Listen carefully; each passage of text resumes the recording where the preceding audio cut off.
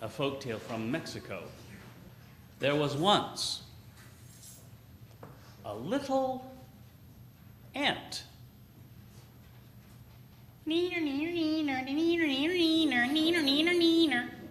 The little ant was carrying a crust of bread home for dinner.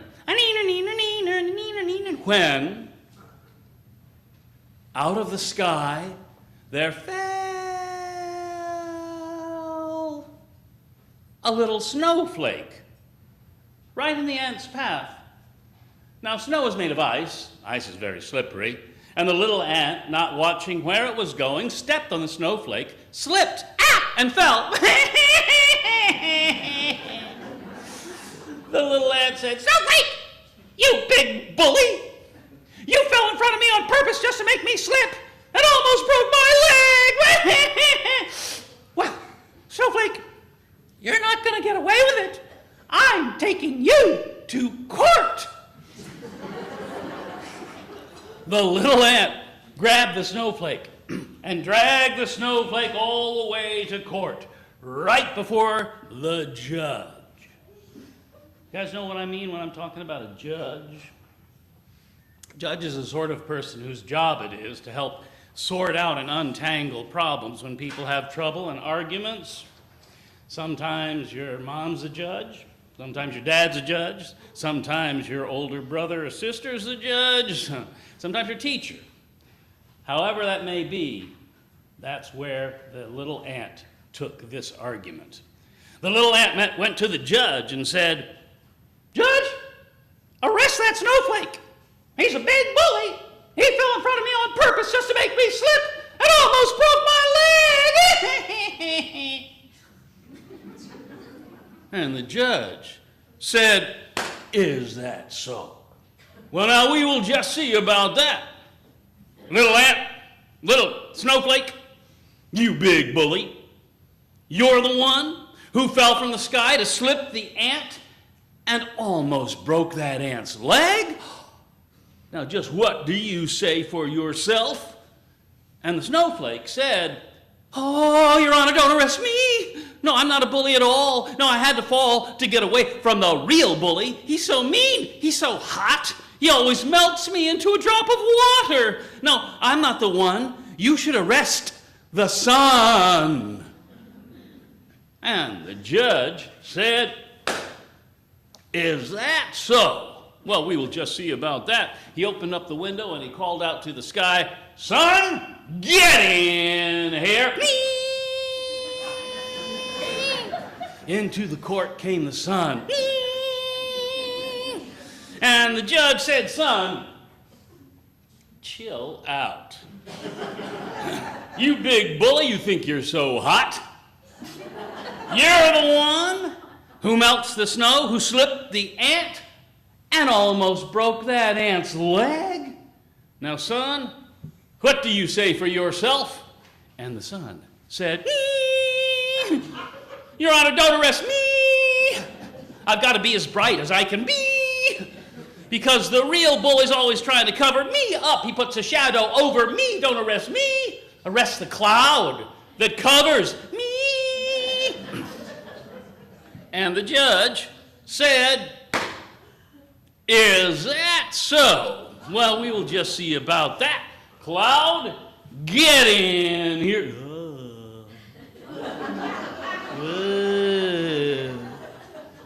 Into the court came the cloud. And the judge said, "Cloud, you big bully, you're the one who covers the sun, who melts the snow, who slipped the ant and almost broke that ant's leg. Now, Cloud, what do you say for yourself?" And the cloud said, "Well, I'm just hanging around. It's not my fault if I covered the sun. I'm not the one who put me there. Don't arrest me, arrest the real bully. He's always shoving and pushing on me and getting me in trouble. Arrest the wind." And the judge said, "Is that so? Well, we will just see about that. Wind, get in here." Woo! Into the court came the wind, and the judge said, "Wind, you big bully. You're the one who blows the cloud, who covers the sun, who melts the snow, who slipped the ant and almost broke that ant's leg. Now, wind, what do you say for yourself?" And the wind said, "Whoa, Your Honor, don't you know I'm the wind? I gotta blow is what the wind does. And most of the time it's just a breeze. But sometimes when I'm blowing on my way, there's a big bully who gets right up in front of me and won't let me blow through. That's why I had to go out of my way and bump into the cloud. It's not my fault at all. You should arrest the wall." And the judge said, "Is that so? Well, we will just see about that. Wall, get in here."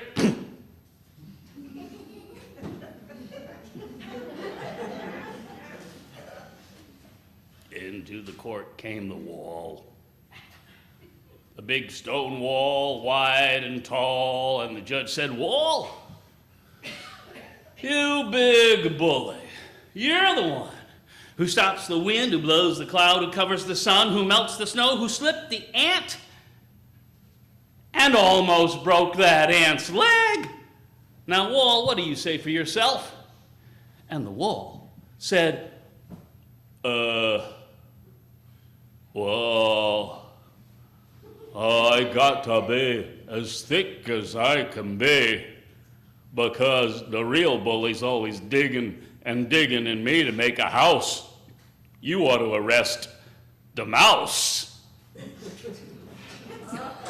And the judge said, "Is that so? Well, we will just see about that. Mouse, get in here." And the judge said, "Mouse, you big bully, you're the one who digs in the wall, who stops the wind, who blows the cloud, who covers the sun, who melts the snow, who slipped the ant and almost broke that ant's leg. Now, mouse, what do you say for yourself?"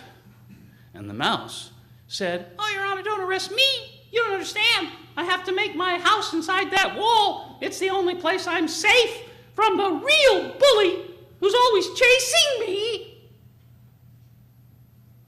Arrest the cat." And the judge said, "Is that so? Well, we will just see about that. Cat, get in here."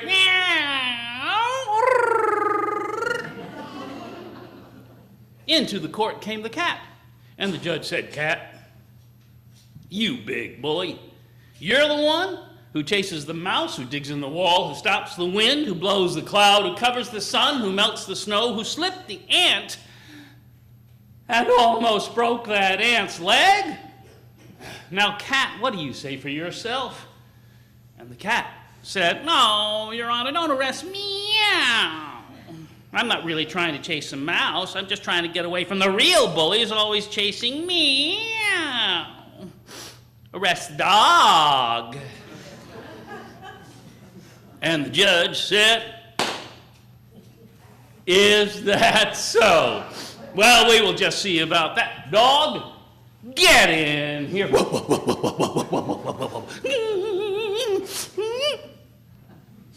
Into the court came the dog, and the judge said, "Dog, you big bully, you're the one who chases the cat, who chases the mouse, who digs in the wall, who stops the wind, who blows the cloud, who covers the sun, who melts the snow, who slipped the ant and almost broke that ant's leg.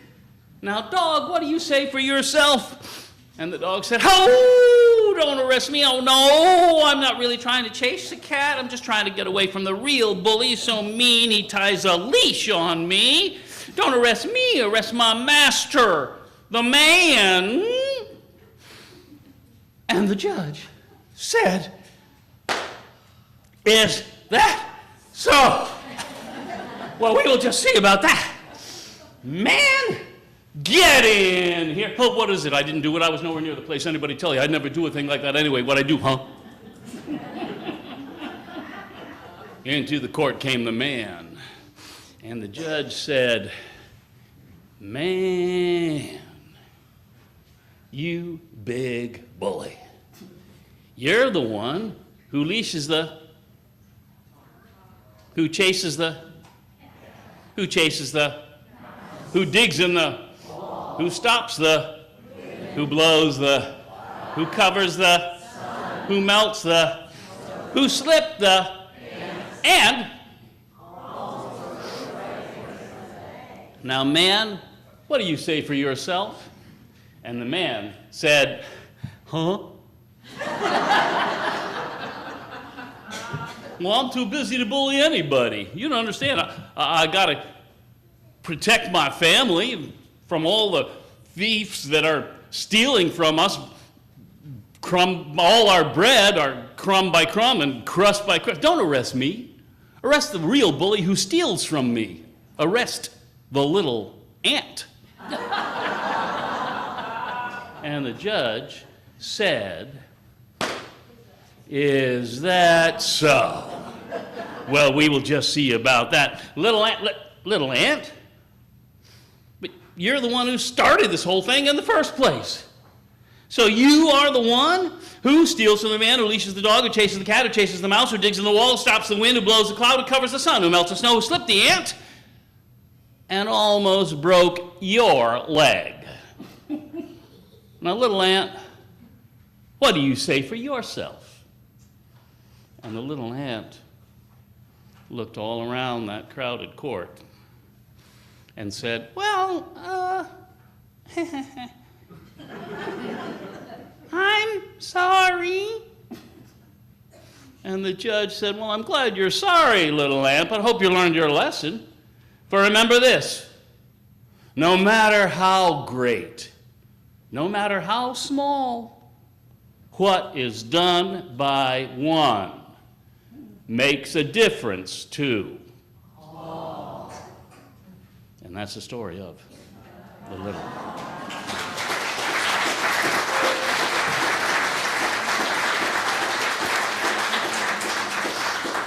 Now we're about to sing Go in Peace, and I just got to share with you, when I was a boy, and we had assemblies in our school, and we all had to be quiet and get ready, we had to put up two fingers. That was a peace symbol. And the peace symbol became very popular everywhere in those days. And I always wondered why this stands for peace, but now I know. If we can learn the lesson that the little ant learned, we can remember that every one of us makes a difference to everyone else. And if we can all live that way, maybe we will know peace. Now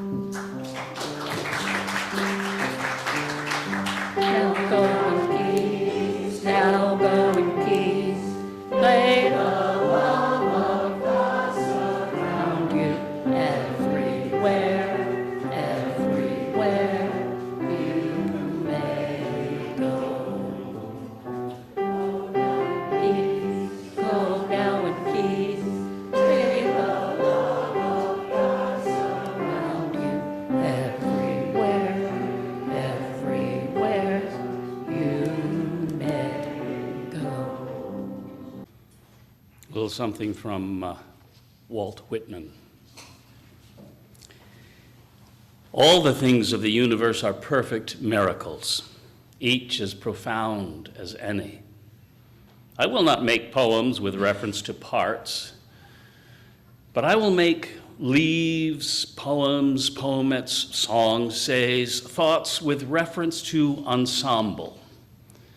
And I will not sing with reference to a day, but with reference to all days.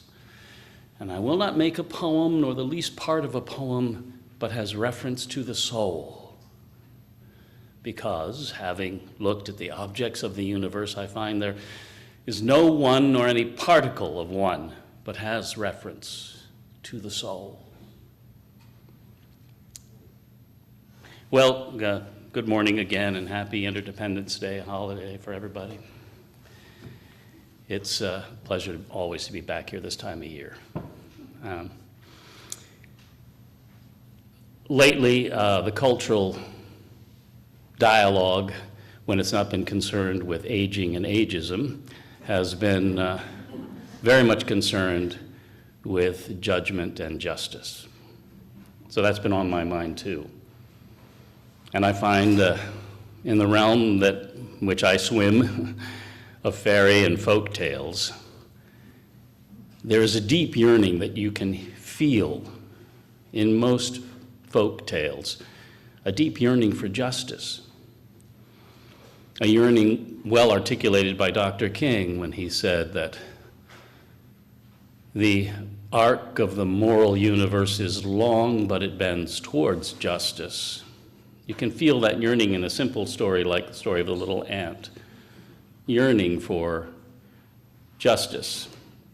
And oftentimes that justice is expressed in extra-martial means, that is beyond the laws of the people, but somehow the natural world bends folktale justice, brings folktale justice. But sometimes the stories themselves demonstrate clever judgment and justice in a very satisfying way. And usually the justice is some form of consequence for injustice. For example, the story of the stingy baker, some of you may be familiar with, but a poor beggar who sits in front of a popular bake shop in the mornings, breathing in the heartwarming smell of the fresh bread that he cannot afford to buy, holds his cup out for alms, for charitable alms from the people passing through. And one day, the wealthy baker complains that this beggar is taking the smell of the bread without paying for it.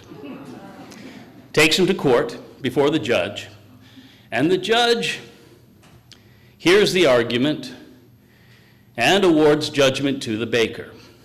Asks the beggar to hold up his cup and let the baker hear the alms that are clinking in the cup. And so the poor beggar, thinking he's about to lose all his little bit of money, shakes the cup. And the judge says, "There, you're paid now for the smell of your bread with the sound of his money."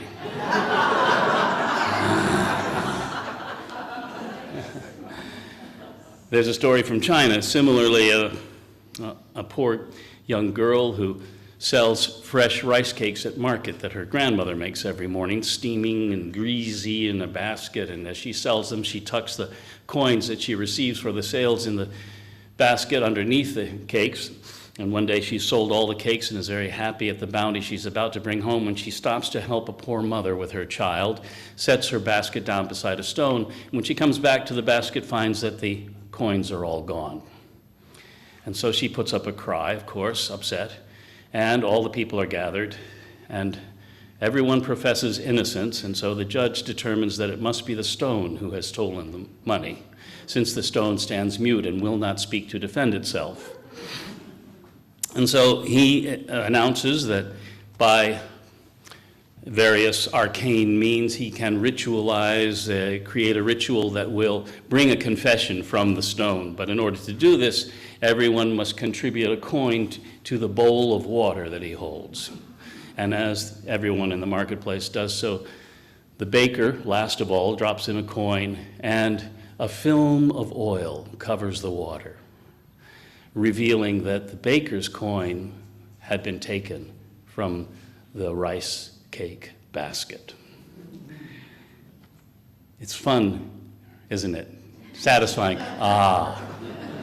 The way folktales offer us a balm, a sense that serves this conviction that justice can be had, that crime will out, consequences will be meted out. I find it interesting in those two particular examples, and they're not uncommon examples, but in those two examples, that the the criminal is the wealthy baker. And there's something about the in the folk mind, the danger of greed and the issue of appetite, which I find beautifully expressed in the baker. Rub-a-dub-dub, 3 men in a tub, the butcher, the baker, the candlestick maker. All the way as far back as Plato, and probably before, there's this idea of what's called the tripartite soul. Plato describes it as a charioteer who is trying to rein in two very powerful horses and keep them one direction. The two horses are appetite and power, and the charioteer is reason. We might think of them, I think of them as judgment, power or will, and appetite. And the three men in the tub is a good way for me to remember that. You see, you have the baker, appetite, the butcher, power, and the candlestick maker, light. And the three in the tub, maybe the quarrel about who's in charge. And that comes up also in various different folk tales.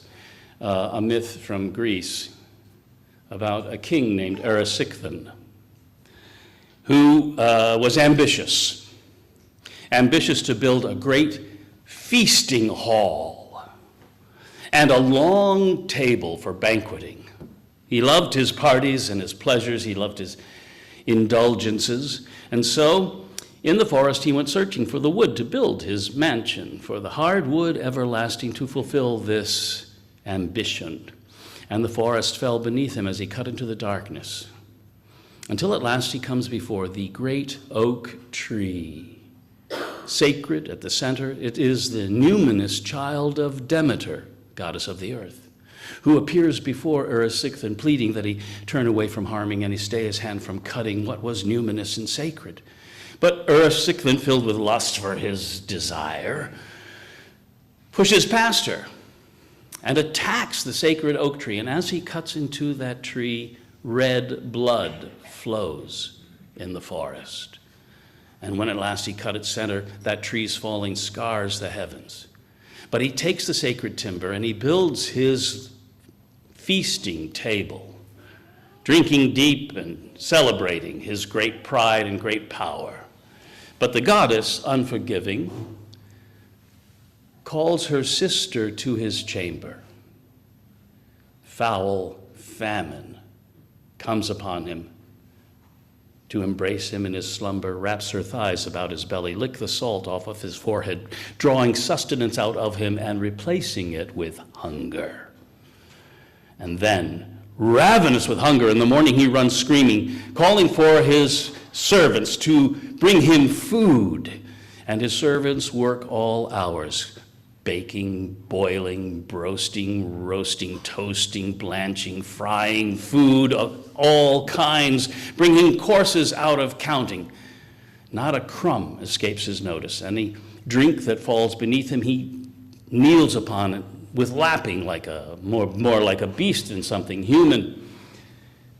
But soon his larder is depleted, and yet he suffers hunger with no ease and no abating, so he trades his possessions for more meat and grain to feed on. 100 head of cattle, 1,000 pecks and bushels gone as soon as they are gotten. Still he suffers hunger, and he studies how to treat it, how to have his cake and eat it. And he thinks about his daughter, the one loving and devoted, innocent and caring person that has left him. He sells her into slavery to furnish funds to feed his furnace. Yet soon it all is lost him, all his pride and power fallen, and he wanders as a beggar, eating filth amidst the ruins of the world he had exploited, while within his bestial hunger, like a mad wolf in the winter, gnaws him on the inside, howling in his belly, and in his madness, Erysichthon turns his greed upon himself, and to himself he feeds himself, until at last his life is ended. But his disembodied hunger whips around this pendant world. And if you walk the lifeless wasteland that was once the Goddess Valley, you may hear him whisper warnings that if we stand before the great tree, sacred at the center, yet we cut it and exploit it for our greed, we too will suffer soulless hunger that no temporal thing can feed. Appetite. Run amok. Erisichthon, Robert Graves' name, translates the name into earth terror, one who tears at the earth. Possibly it was originally a cautionary tale about planting against seasons, but you can see the relevance, I think, still today, these many thousands of years later. So this idea that there are these three forces, these three rub-a-dub-dub men in a tub, in the tub that represents the soul, if you will, and one might be thought of as judgment, one as power, one as appetite. And if they get into right relationship, you have an harmonious construction. You have judgment ruling over power, power maintaining its strength over appetite, the urgings of appetite. But if they are out of balance, there's trouble. And it's well expressed by Shakespeare in Troilus and Cressida, which is set in the Trojan War. And if you're familiar with the Iliad, there's a point at which Achilles and Agamemnon have split ways, and Agamemnon's refused to do anything. He's abdicated leadership, and Ulysses comes to admonish him and explains that all things have to be in right place, in degree, in order, and almost as if it was a Confucian idea that the king, let the king be the king, let the father be the father, and the mother, and the child, that we all have our place in the great harmony of life and the universe. And even though we live in an American culture that aspires to a classless society, we still live according to certain kinds of degrees. Think degrees in school, right? And think you have to have number one before you have number two. You have to have the undergraduate before the graduate, and so on. And there are certain ways in which we maintain order, driving on the right side of the road, for example. And Ulysses admonishes Agamemnon, cautioning him that take but degree away, and hark what discord follows.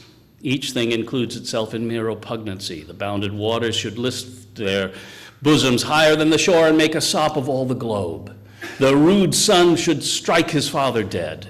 Strength would be lord of imbecility. Force would be right, or rather, right and wrong, between whose jar justice resides, would lose their names, and so should justice too.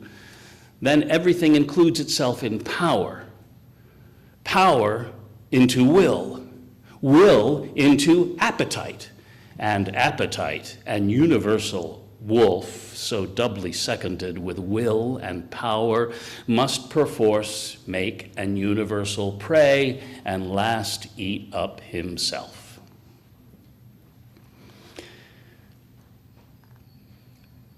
So in this times when justice and judgment seem to be at issue around us, I turn to hear the yearnings that are found in the fairy and the folk tales that we've inherited from our ancestors all around the world.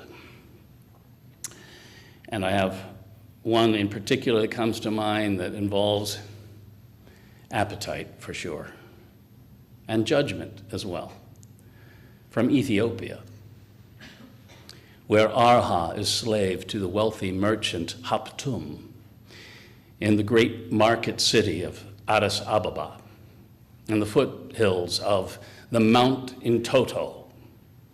Arha is responsible for gathering the firewood and the eucalyptus groves along the slope of the mountain to keep Haptum's feet warm in his cozy lounge.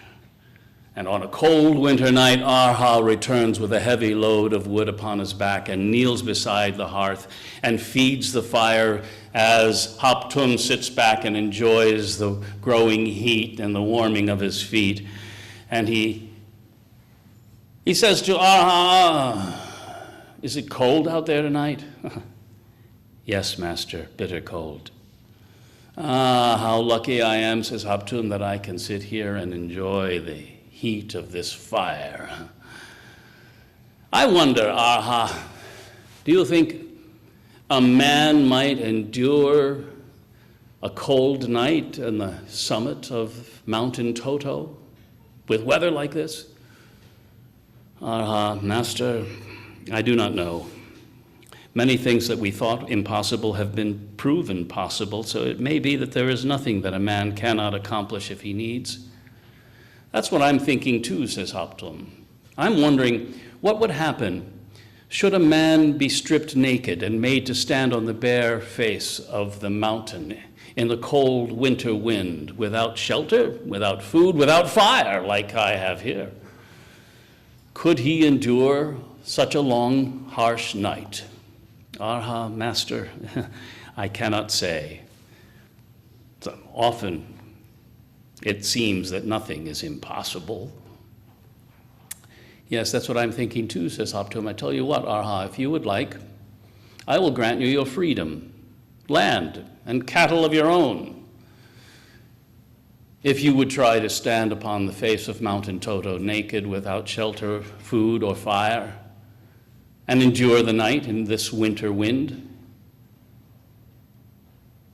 how about it? Arha thinks. Freedom, land, cattle, the chance perhaps even to buy his father out of slavery. It is a deep yearning. Master, if it is your will, I will attempt as you wish. Let us shake on it, for I am a man of business, says Hoptum. Give me your hand, and we will clasp hands together, and that will be our contract, that should you survive the night without food or fire, shelter or clothing upon the mountain's face, I will grant you your freedom, land, and cattle. And so it is. The plans are made that the very next night Arha is to be left upon the mountain's face to endure the winter wind. He goes home to the slave quarters and explains it all to his father, what is about to happen, and wonders how on earth he will endure but he offers his father hope. If I can, he says, perhaps there is a chance that we can become free. Well, I cannot help you, said his father, except that I can keep vigil with you. As you stand upon the mountain, look out upon the flats of the valley below. Watch for my fire, for I will keep a watchfire all night as you stand there. Look for me as I watch for you. And so it is the next day. Servants of Hoptum take Arha to the mountain's cold stone face high on the summit, strip him naked, and then move down into the shoulder of the mountain and make themselves a nice and comfortable camp where they can keep watch on Arha as he stands there alone in the winter wind. And there stands the slave longing to be free, his bare feet cold against the cold stone, watching the sun go down, feeling the wind whip through his thin skin and chill him to the bone, feeling death luring him with its siren song of peace and oblivion, feeling as if at any moment he will give in and give up and fall, when, in the darkening gloom, he spies a pinpoint of light in the distant valley and knows it is his father there keeping watch for him. And he looks at that pinpoint of light, and then he sees another, thinking he's having double vision from the pain of the cold, but no, it is a separate fire. And then he sees yet another, until soon, all across the valley, there is a great constellation of watchfires, for not only his father, but all his community have come out to keep vigil for Arha. He watches those fires, knowing he is being watched. And it gives him strength to resist the lure of oblivion, the pain of the cold, until the morning light breaks, and he has endured. The servants bring Arha back to Hoptum, and they explain that they watched all night, And he endured, he survived, he has won the wager. Hoptum says, I am a man of business, and so, as I agreed, I will grant you your freedom, your land, and cattle. But tell me, how on earth was it possible for you to endure the night? I said, well, at first I thought it was not possible, and I almost gave up. But then I saw a distant light my father kept, and then other lights from watchfires from my community, far off in the valley. Little pinpoints of light, but it was enough to give me courage and strength. What? Said Hoptum. You mean you used fire, but the wager was no fire? No food, no fire, no shelter, no clothes? You have broken the wager, so you are once again my slave, and I will not award you the bounty as I had promised. But, Master, these were distant fires. They offered no warmth. Nevertheless, the wager was the wager and no fire. Now, this created quite a stir in the community, and as you can imagine, some people sided with Arha. And they were the slaves and servants and the serving class. And as you can understand, many of the community sided with Hoptum, and as you can imagine, they were the wealthy merchant class. And so it was all brought before the judge, and the judge, looking at the merchant class out there and knowing how many of them have taken him on expensive vacations,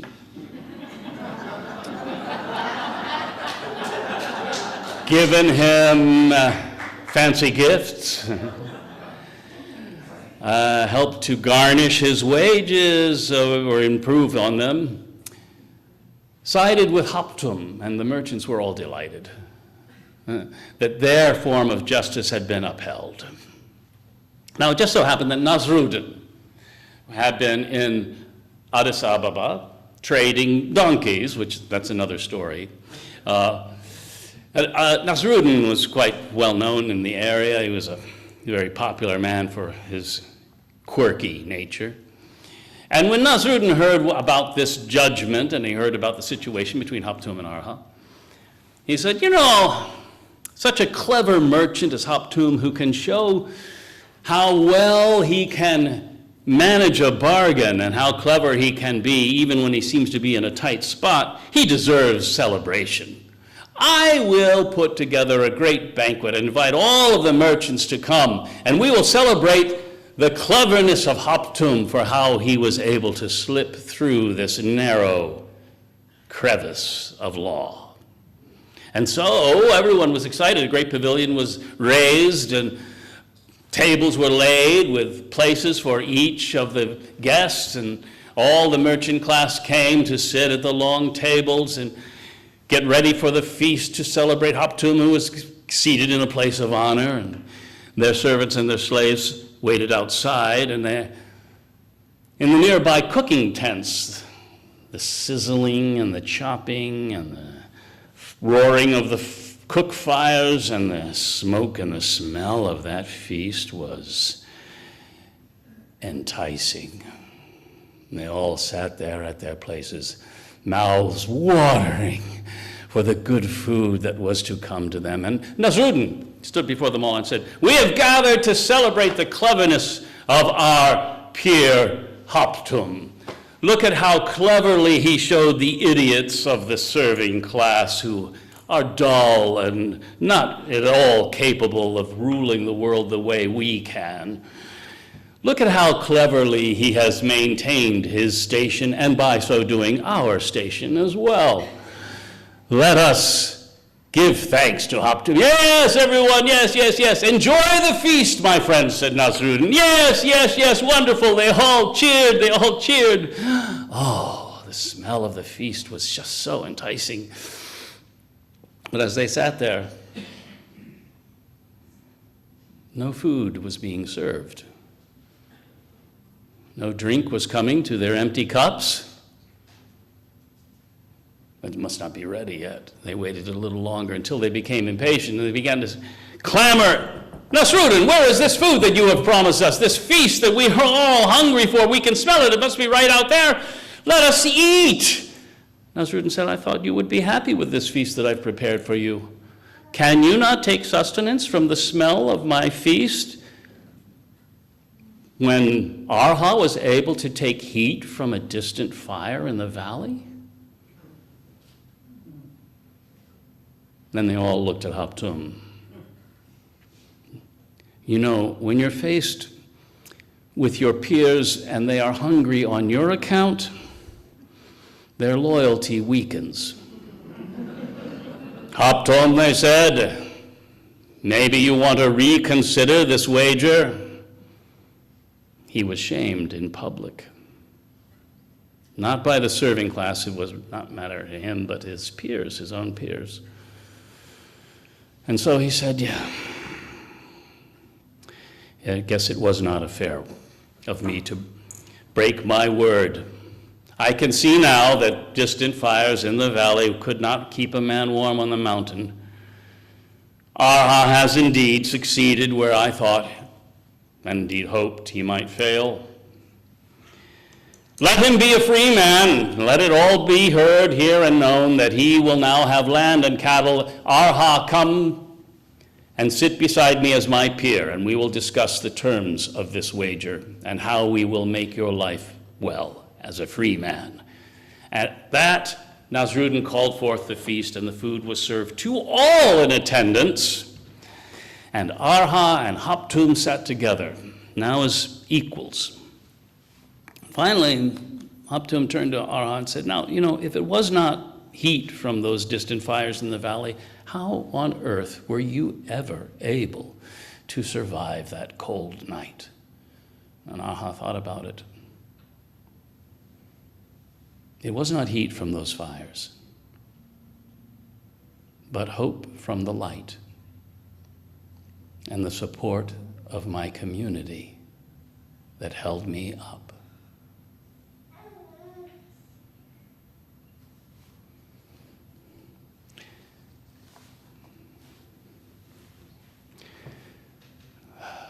Where justice fails, perhaps love will abide.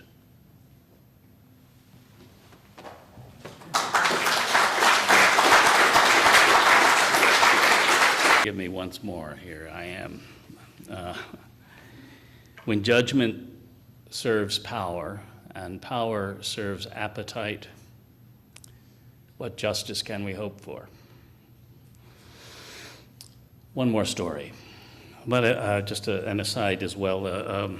The story of the little ant with which I spoke to earlier. I love stories like that. It's called, what kind of story we call a circle story or a chain story or a chain circle story. Cumulative tale. But stories like this, which abound in the folk tradition, and especially in early childhood, engender of change in perspective, hence the song From a Distance. Because from a distance, you begin to see how the little ant and the sun are connected, are related to one another. And if we can hold to that change of perspective, maybe we can get things back in right order. Here's a short story from China. Old Chen was set in his ways. No one could change that. No one could change his mind about how things should be and how things are. Chop wood, carry water, that's how he lived his life. That was his rule of thumb, if you will.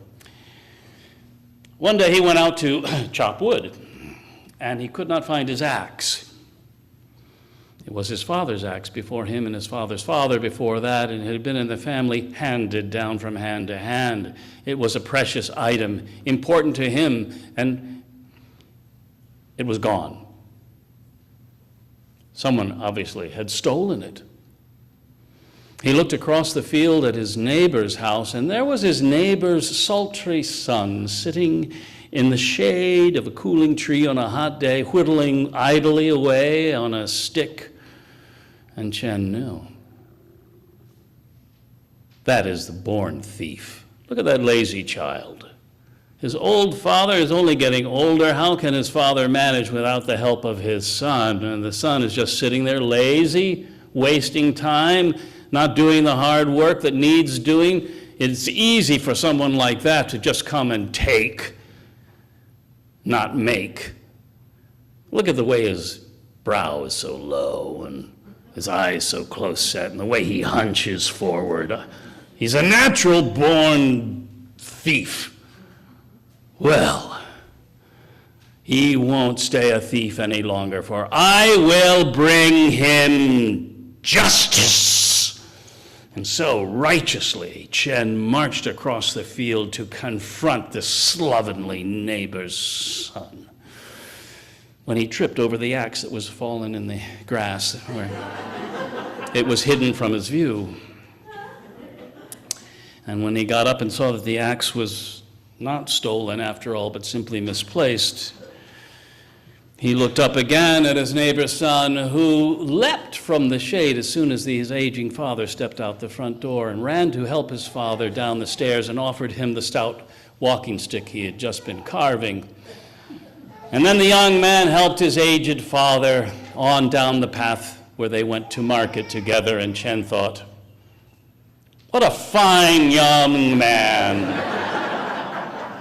What an upstanding youth. What a credit to his father. How lucky am I to live next to such an honorable fellow. And then he had to reflect on himself.